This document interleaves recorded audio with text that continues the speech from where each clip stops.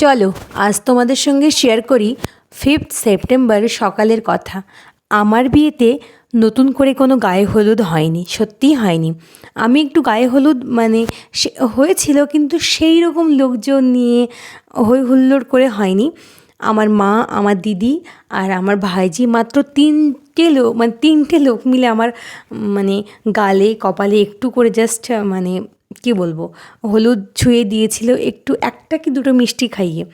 তারপর আমি আমার ক্যামেরাম্যানকে বললাম যে আমার কিন্তু কোনো এরকম গায়ে হলুদ হচ্ছে না। তো বলো আজকেই রেজিস্ট্রি, আর আজকে আমাদের রেজিস্ট্রি ম্যারেজ, তার সঙ্গে সঙ্গে আমরা যে মুসলিম সোশ্যাল ম্যারেজ সেটা হয়ে যাবে। তো কি করব। তো সেই দিনের ঘটনা তোমাদেরকে বলছি, 5th সেপ্টেম্বর সকালের কথা। এদিকে যেহেতু আমাদের বিয়ে যেহেতু দিনে বিয়ে হয়, তো অনেকে আজকাল রাতেও করে থাকে, না করার কিছুই নেই। তো এবার কি হয়েছিল, তখন আমার মেকআপ বলছি, এইদিকে মেকআপ আর্টিস্টও চলে এসেছে, পাটিকা বাড়ি থেকে একটা মেয়ে আর কি। তো তিনি খুব একটা ভালো সাজাতে পারেন না।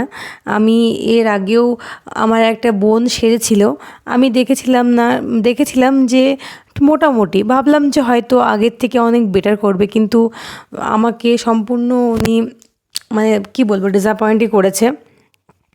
যাই হোক না কেন, তবে উনি এসে ওয়েট করছিলেন। আর এই যে লুকটা পুরো এটা আমি নিজেই সেজেছিলাম, জুয়েলারি পরে একটু হলুদ শাড়িটা এটা অনলাইন নায়কা থেকে নিয়েছিলাম। আর এটা একটা নর্মাল ব্লাউজ, আমি এর সঙ্গে একটু ওই যে লেস লাগিয়ে নিয়েছিলাম।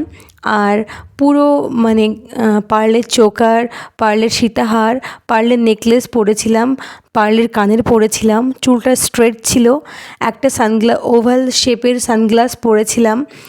আর শাড়িটা তো আমি নায়কা থেকে নিয়েছিলাম বলেই দিলাম, একটা সিল্ক কাতান টাইপের শাড়ি।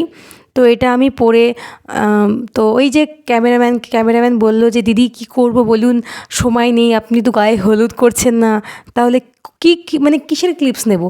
আমি বললাম ঠিক আছে চলো তাহলে।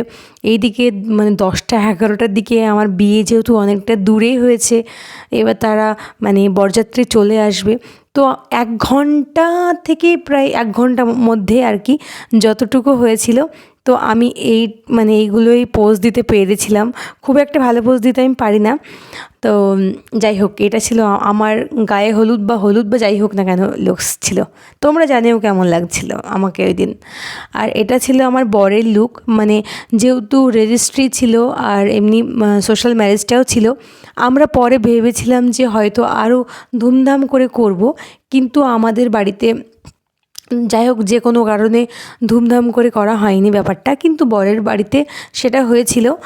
তো এই যে আমাদের ড্রেসপত্র তাই বিয়ের দিনে খুব একটা জাঁকজমকপূর্ণ ছিল না, তবে আমাদের মতোই ছিল আর ভালোই ছিল।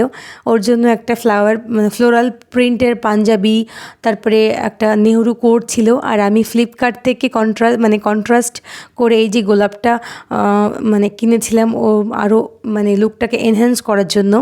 আর আমি এখানে পুরো বাঙালি বধূ সাজেই একটা শাড়ি পরেছিলাম, বেনারসি গাজরা লাগিয়েছিলাম, জুঁই ফুলের মালা আর কি। আর এখানে সব কিছুই দেখতেই পাচ্ছ, এই আর কি। আর চুলটা আরেকটু পাফ করতে পারতো, কিন্তু তখন একটা নার্ভাসনেস তো আমার ছিলই, তাই বেশি রকম কোনো আইডিয়া আমি দিতেই পারিনি। সম্পূর্ণ ওনার উপরেই ছেড়ে দিয়েছিলাম যে আপনি যেমন খুশি তেমন করুন, যেন আমিটাকে থাকে আর কি। তো এই আর কি আমাদের, তো এই ছিল আমার মোটামুটি বিয়েরই আমার লুক ছিল। তো আমার মোটামুটি 4-5টা বিয়ে বিদায় সব লুক ছিল। তোমরা জানিও তোমাদের কোনটা ভালো লেগেছে।